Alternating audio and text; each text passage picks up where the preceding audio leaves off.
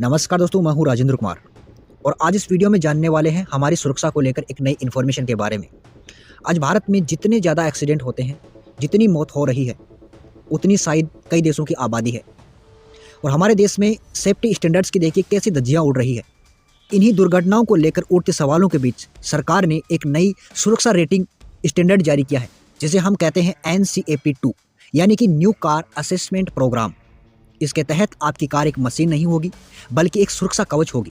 हाँ दोस्तों, सही में इससे ना सिर्फ एक ड्राइवर को बल्कि कार में बैठे अन्य यात्रियों को भी सुरक्षा मिलेगी। इसी के चाहे आप एक पैदल यात्री हो या फिर दोपहिया वाहन पर सवार हो, तो इससे आपको भी सुरक्षा मिलेगी।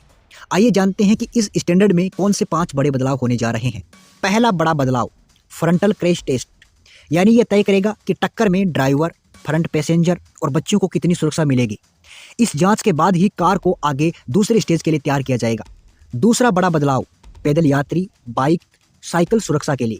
भारत में हर 3 में से 1 एक्सीडेंट पैदल यात्री या 2 पहिया वालों के साथ होता है। बेचारों, उनकी कोई गलती भी नहीं होती है। अब ये चेक किया जाएगा कि आपका बोनट पैदल यात्री से टकराने के बाद क्या उसको चोट कम करता है या नहीं।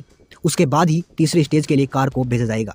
तीसरा बड़ा बदलाव, सुरक्षित ड्राइविंग में मदद, यानी अब कारों को सिर्फ टक्कर में ही नहीं बल्कि टक्कर होने से पहले भी सुरक्षित बनाना होगा। इसमें अब देखिए क्या क्या शामिल है। एक तो ड्राइवर ड्रोजीनेस अलर्ट, यानी नींद आने पर कार आपको अलर्ट देगी। सीट बेल्ट रिमाइंडर, अगर आप सीट बेल्ट लगाना भूल भी जाते हो तो भी कार अलर्ट देगी।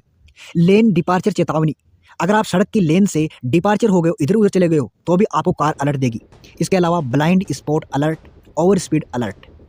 चौथा बड़ा बदलाव, हादसा होने से रोकना। यह फीचर सीधे तौर पर सड़क पर एक्सीडेंट को रोक सकता है। इसमें मुख्य रूप से ESC यानी इलेक्ट्रॉनिक स्टेबिलिटी कंट्रोल लगा होगा। AEB या AEBS, इसका मतलब है ऑटोमेटिक इमरजेंसी ब्रेकिंग सिस्टम लागू होगा। फ्रंट कोलिजन वार्निंग, यानी जैसे ही कार किसी से टकराएगी तो ऑटोमेटिक उससे पहले ही वार्निंग आ जाएगी, यानी कि जब कोई अचानक सामने आएगा तो कार खुद ब्रेक लगा सकती है।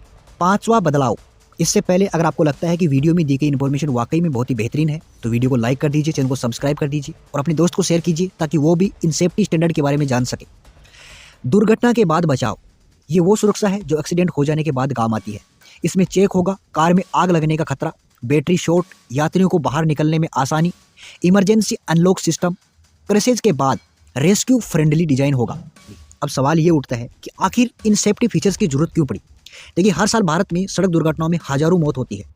सबसे बड़ी वजह पैदल यात्री सुरक्षा की कमी, एक्टिव सेफ्टी फीचर्स का ना होना, सस्ती कारों में जो ऑटोमेटिक ब्रेक सिस्टम ऐसे फीचर्स का अभाव होना और पुराना रेटिंग सिस्टम जो वास्तविक भारतीय ट्रैफिक को कवर नहीं करता है। दोस्तों, वैसे आपका क्या ख्याल है? क्या वाकई में ये जो सेफ्टी फीचर्स भारत में आने वाले समय में लागू होंगे? क्या भारत सरकार ने सिर्फ ये एक दिखाने के लिए बताया है या फिर वाकई में लागू होंगे? कमेंट में अपनी राय बताना और ऐसे ही वीडियोज़ के लिए लाइक, शेयर, सब्सक्राइब।